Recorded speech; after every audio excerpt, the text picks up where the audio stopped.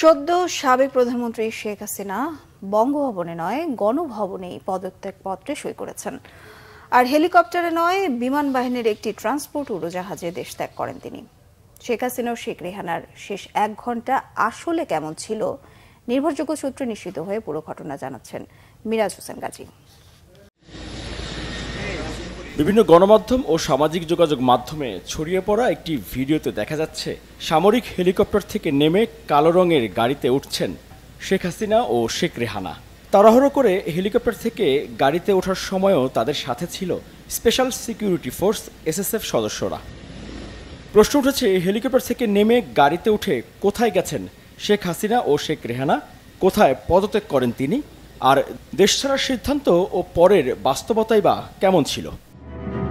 শেখ হাসিনা পদত্যাগপত্র সই করেন প্রধানমন্ত্রীর সরকারি বাসভবন গণভবনেই। এ সময় তিনি একটি ভিডিও রেকর্ড করে বক্তব্য দিতে চেয়েছিলেন, কিন্তু পরিস্থিতি এতটাই উত্তপ্ত ছিল যে শারীরিক নিরাপত্তার কথা বিবেচনায় সেই সময় দেয়া হয়নি শেখ হাসিনাকে। এরপর গণভবন থেকে তার ব্যবহৃত সামরিক বাহিনীর একটি হেলিকপ্টারে দ্রুত উঠে বসেন। সেই হেলিকপ্টারের গন্তব্য ছিল হযরত শাহজালাল আন্তর্জাতিক বিমানবন্দরের বঙ্গবন্ধু ঘাঁটির রানওয়েতে। ছড়িয়ে পড়া ভিডিওটি মূলত এই রানওয়েতে নামার দৃশ্য। সামরিক হেলিকপ্টার থেকে নেমে কালো রঙের গাড়িতে উঠছেন দুই বোন শেখ হাসিনা ও শেখ রেহানা। এ সময় রানওয়েতে সবাই ছিল খুবই ব্যস্ত, তবে তাদের পরের গন্তব্য কোথায় তা জানতেন না উপস্থিত কেউই।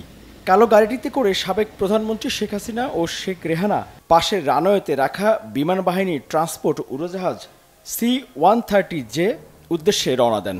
এই উড়োজাহাজে করে দেশ ত্যাগের পর প্রথম আগরতলা থেকে পশ্চিমবঙ্গের দিকে যেতে চাইলেও পশ্চিমবঙ্গের ATC তাদের নামার অনুমতি দেয়নি।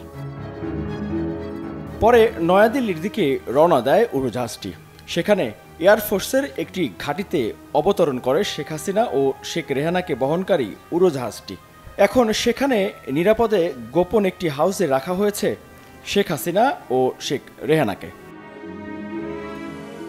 মিরাজ হোসেন গাজী, বাংলা ভিশন, ঢাকা।